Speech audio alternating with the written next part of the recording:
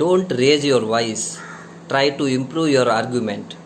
Many times we are coming across situations where the other person beginning itself starts shouting.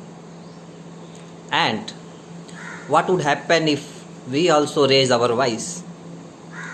It will convert in war-like situation, correct? Which should not be the case.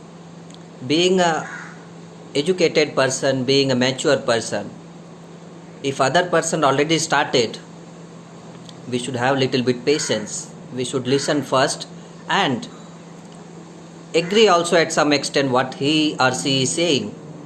But whenever chance comes in between, put your point as well. And trust me, it will definitely work. But what happens normally, if other person is coming and he is shouting, we also start replying in that same tone at high pitch.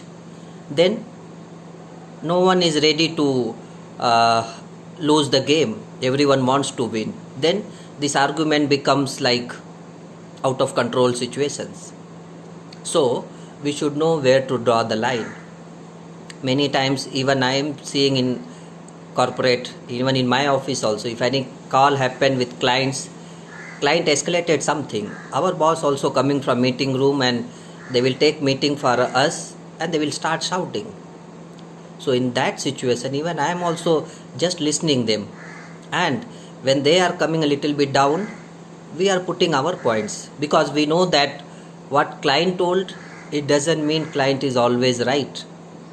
We are also in the process from quite some times. We know what to process, how to process.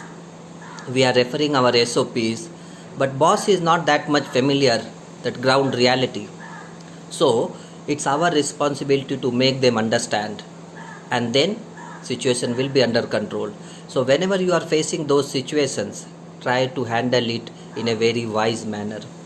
You have to be little bit patient, and at the same time, in a right way, you need to put your point as well, so that the other person can understand and things will be settled down.